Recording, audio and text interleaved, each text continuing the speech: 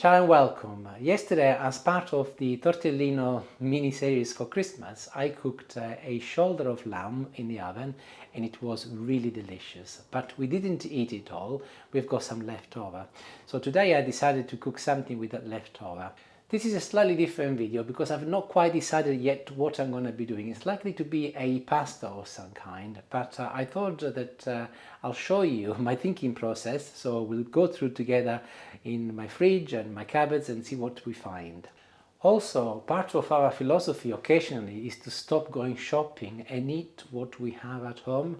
It's a way to economize on the shopping bill, of course, but also forcing us to make use of the food we have at home. You might have experienced something similar yourself, but our philosophy is that if we don't go shopping, we have to make of what we have, and that actually really helps because it really helps us with the budget, but also in making sure that no food goes to waste. So let's go through the fridge first. We have two fridges, a big one in the utility room and a little one on the worktop in the kitchen. But let's go through this one first. Right, oops. So let's look at the top shelf first. Looks actually pretty packed, but that doesn't really count because this is all stuff that I bought ready for Christmas cooking. We got some ricotta and some mascarpone and cheeses, and I will actually be doing some cooking towards the weekend as I'm making some stuff ready for Christmas. For Christmas cooking.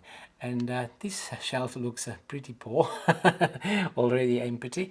Here, this is my leftover shelf for the time being. I've got some minestrone here left from a recipe which I published the other day, and I will have that actually for lunch. This is leftover chicken with aubergines, eggplants. Again, something to be consumed at some point today or tomorrow. And here is my this is my shoulder of my lamb, which I'll need in a little while to cook. Then next shelf down, I've got some eggs, milk, red cabbage. I'm not sure if I want to use that today, so I'll leave it. And in my vegetable drawer, pepper, yeah, I can have that. I'll use that today. And leek, I like that. And yeah, why not? Let's get some carrots. Again, they're beginning to look a little bit sorry for themselves, but that's fine.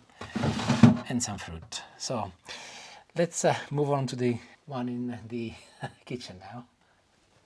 This fridge, by the way, you might be wondering why you have such a big fridge, just the two of us. That's because it's nearly 30 years old. It's one of the first things we bought when we moved here back in 1995. At the time we didn't have children, but we were making plans. We've got three. And so we didn't have a lot of money, but we found this fridge which had a big scratch on the side. And the shop we bought it from, they gave us a big discount. We didn't really care because it goes against the wall, you never see it. And it's been brilliant. So sometimes it's worthwhile looking at bargains like that.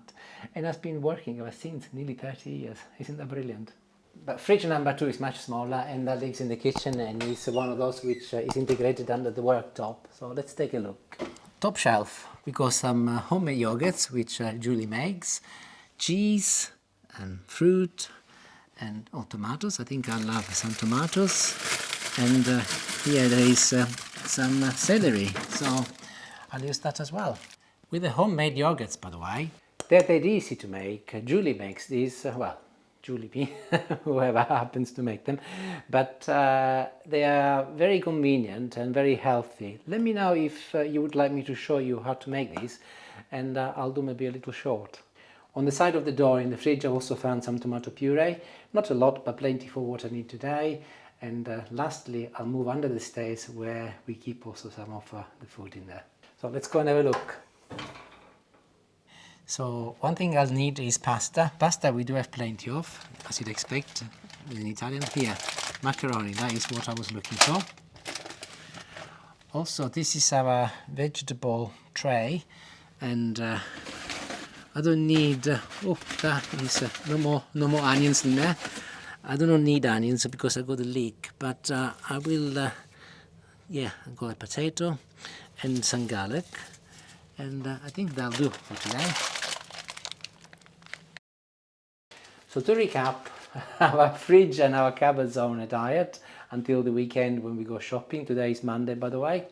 And today I will be cooking leftover lamb shoulder with what I found. But I will be making a pasta using macaroni. So here is the leftover from my lamb, and here is my macaroni.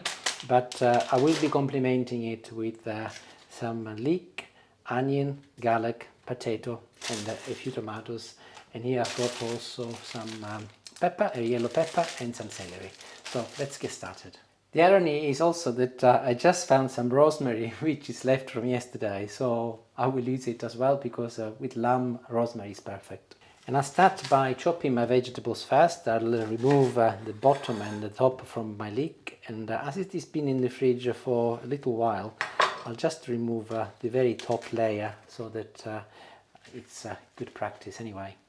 I was about to cut it in half, but actually I changed my mind. I think I'll leave it in relatively large chunks, and I'll cut it into big circles, about 1 centimeter thick each piece. I'm looking to make a dish which is nice and warming in a cold day like today, and chunky vegetables paired with little pasta like the macaroni. I think there is a good balance there, so that's why I will be doing them a little bit chunky, my vegetables today. Peeling my carrots next, and again I'll do the carrot in fairly chunky pieces as well. Celery, this is something which we must have bought last time we went shopping because it's still unopened. So I'll pinch one stem. I'm going along now and removing the strings, as they can be very unpleasant when you find them in your pasta. And like the carrots, I'll chop these in relatively big chunks. And here is my pepper, so I'll cut it in half.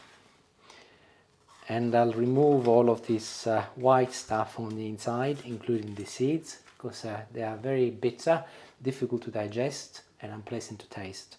So always take them off. Often when I'm peeling vegetables, you will see that I'm using a bread knife, because I might very well start by slicing an aubergine or a courgette, and bread knives are ideal. But today I've started with this knife, a normal kitchen knife, and I'm now doing the pepper. And I would not cut it like this.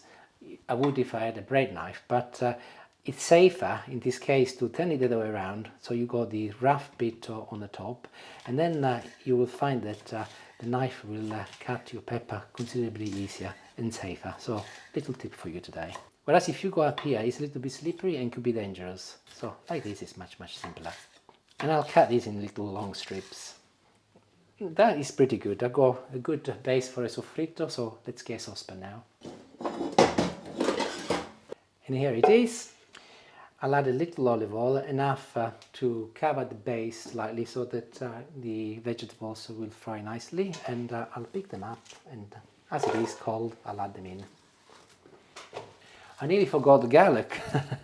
I want to add a little garlic. I'll just pick one clove, and I'll crush it with my knife, and I will add it as well, skin included. And I'll move on to the hob next. As you will have gathered from the sizzling noise, the vegetables have been on a fairly high temperature, number 6, medium high, for a good couple of minutes. And what I'll do next, I'll put the lid on, and I'll turn the temperature down to number 4, medium low now, and I will leave them to simmer in their own steam, so little oil, for about 7-8 minutes until everything is nice and soft. And in the meantime, I'll get the other ingredients ready. So I'll peel the potato, medium size. The reason why I decided to use the potato is because alongside the pasta it will release starches, and it will make my meal lovely and creamy, as well as flavorful, of course.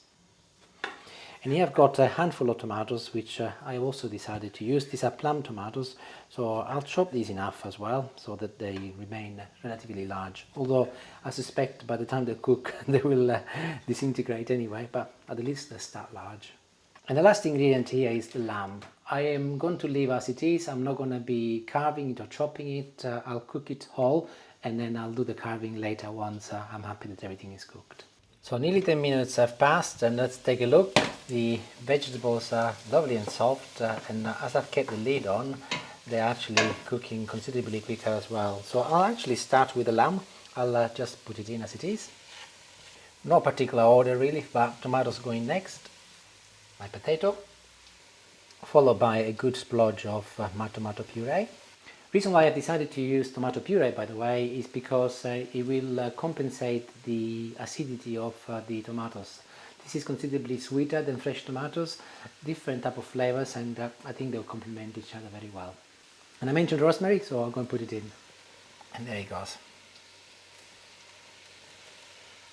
I've just boiled my kettle and I'm going to be pouring enough water to go to the top of my lamb pretty much.